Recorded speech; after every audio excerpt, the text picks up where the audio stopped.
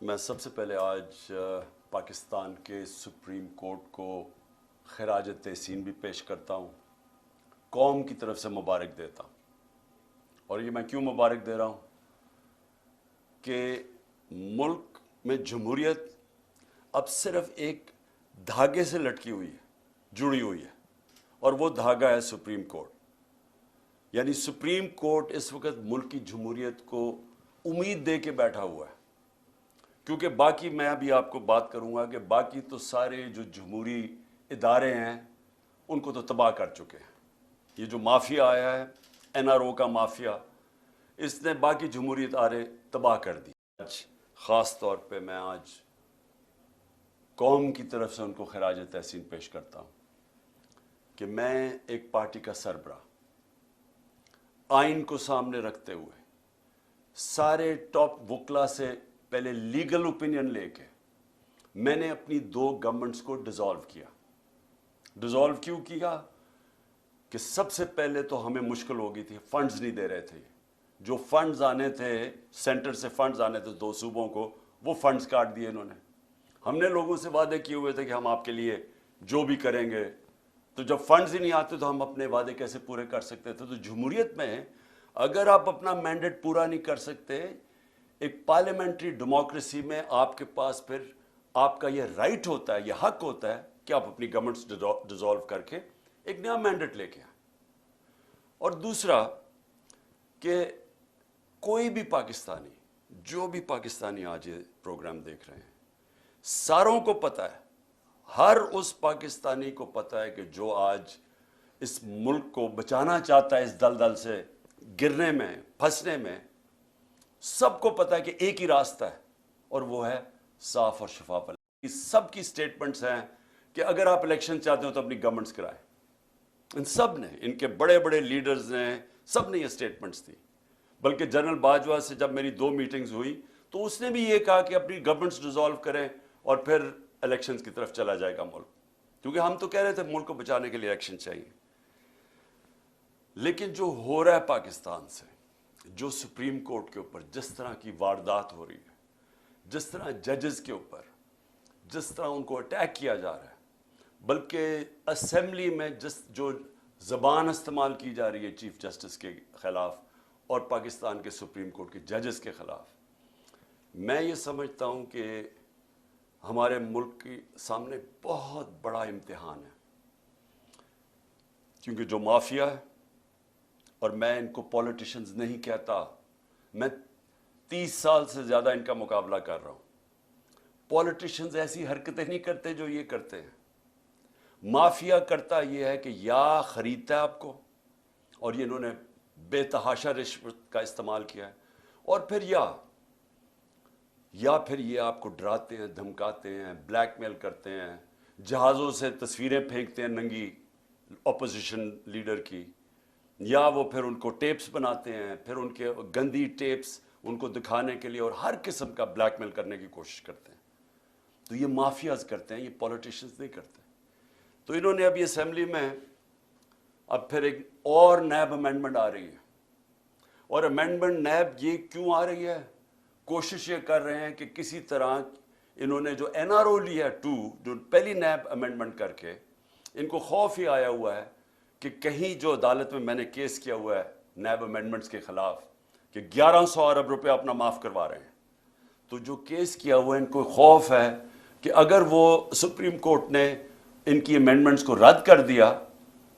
جو انشاءاللہ ہونا چاہیے، کیونکہ دنیا میں اس کی کوئی مثال نہیں ہے کہ وہ پولیٹیشنز جن کے اوپر 1100 ارب روپے کے کرپشن کے کیسز ہیں، وہ آ کے قانون پاس کریں اور ہر شپ کے اندر اپنی کرپشن بچ جائے۔ یہ ہے کہ 1 سال سے اس ملک میں کیا ہو رہا ہے؟ 1 سال میں ہمارے ملک سے جو کھیل کھیلا جا رہا ہے وہ صرف ایک ہے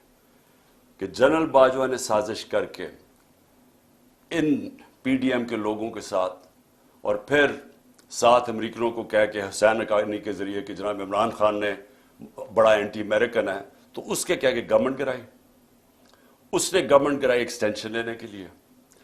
ان کو این آر او دلوایا اس نے، اور وہ این آر او جب مل گیا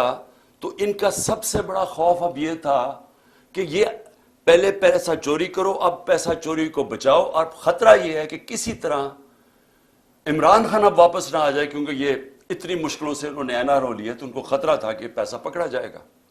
تو سارا ملک سے جو ہو رہا ہے وہ یہ یاد رکھیں، میرے پاکستانیوں یاد رکھیں کہ صرف اور صرف یہ اپنی چوری بچانے کے لیے یہ ملک کا سارا نظام تباہ کر رہے ہیں۔ اور جو افسوس ہے مجھے کہ ہمارے ملک میں وہ لوگ ہیں جو ملک کے محافظ ہیں، جن کے پاس پاور ہے، جو اسٹیبلشمنٹ ہے، وہ جا کے ان کے ساتھ کھڑی ہو گئی ہیں، اور یہ مل کے ہو کیا رہا ہے کہ ملک کا نظام تباہ کیا جا رہا ہے، صرف اور صرف کسی طرح عمران خان نہ آ جائے واپس۔ تو اگر آپ کو یہ سمجھ آ جائے تو پھر آپ کو سب سپریم کورٹ کے اوپر کیوں حملہ ہو رہا ہے، الیکشن کیوں نہیں کروا رہا ہے، کیوں نہیں پیسہ الیکشن کے لیے ہے، کیوں جناب سیکیورٹی پرابلم ہے، کیوں جناب سارے ادارے ختم کر رہے ہیں، کیوں کیئر ٹیکر گورنمنٹ، یہ سارا آپ کو سمجھ آ جائے گی۔ ایک ون پوائنٹ ایجنڈا ہے، عمران خان نے نئی الیکشن موقع دینا جیت کے آئے، کیونکہ اگر وہ آ گیا تو یہ ساری جو ان کی چوری ہے وہ پکڑی جائے گی۔ وہ شہباز گل کو پکڑا، اس کو ٹارچر کیا، اور وہ ایک آفیسر جب سے پوسٹ ہوا، میں نے جنرل باجوہ کو اس کی کمپلینٹ کی، میں نے اپنی طرف سے میسج بھجوائی، اس پریزنٹ جو آرمی چیف ہے ان کو بھی میسج بھجوائی کہ جب سے یہ آفیسر آیا ہے جس طرح کی ہیومن رائٹس وائلیشن ہوئی ہیں کبھی کسی پولیٹیکل پارٹی کے خلاف نہیں ہوئی۔ ہمارے ساتھ جب سے ایک ٹائم لائن ہے یہ آیا ہے اس وقت ساری ہیومن رائٹس وائلیشن شروع ہو گئی۔ شہباز گل کو جب اٹھایا، اغوا کیا، 2 دن رکھا، ٹارچر کیا، ننگا کیا، اس کو پتہ نہیں کیا کیا اس کے اوپر کس قسم کے غلیظ ظلم کیے، اس کو جب وہ اتنا ابھی تک شہباز گل پوری طرح ریکور نہیں کیا،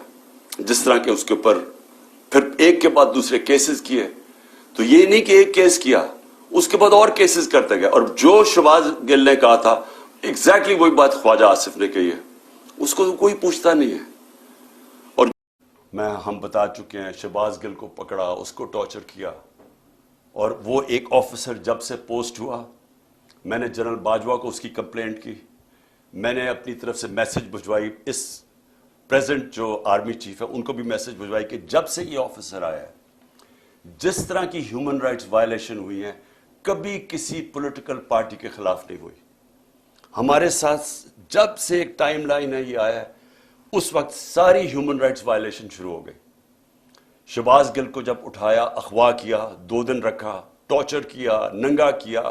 اس کو پتہ نہیں کیا کیا اس کے اوپر کس قسم کے غلیظ ظلم کیے، اس کو جب وہ اتنا ابھی تک شہباز گل پوری طرح ریکور نہیں کیا، جس طرح کہ اس کے اوپر پھر ایک کے بعد دوسرے کیسز کیے، تو یہ نہیں کہ ایک کیس کیا، اس کے بعد اور کیسز کرتے گئے، اور جو شہباز گل نے کہا تھا ایگزیکٹلی وہی بات خواجہ آصف نے کہی ہے، اس کو کوئی پوچھتا نہیں ہے۔ اور جس طرح پھر اعظم سواتی کو اٹھایا گیا، اعظم سواتی نے کیا کہا تھا کہ ایک ٹویٹ کی تھی کہ general Bajwa thank you for NRO 2، کہ آپ نے یہ پہلے NRO 1 مشرف نے دیا تھا، آپ نے NRO 2 دے دیا۔ ساری قوم کو پتہ ہے جنرل باجوہ نے دیا ہے، اور ہمیں یہ بھی پتہ ہے اپنی ایکسٹینشن کے لیے دیا تھا، لیکن جب وہ اس نے دیا، یہ ایک ٹویٹ کی،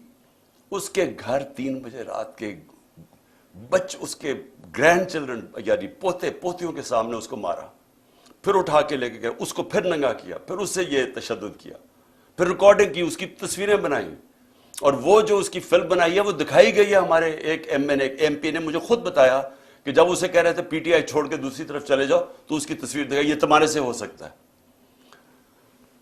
اور یہاں رکے نہیں، سوشل میڈیا کے لوگوں کو پکڑا، کئیوں کو پتہ ہی نہیں تھا، کوئی جو ٹویٹ کرتا تھا، جو لگتا تھا کہ وہ PTI کیا، اس کو پکڑ لیتا تھا، ان کو اسی طرح تشدد کیا۔ وہ جمیل فاروقی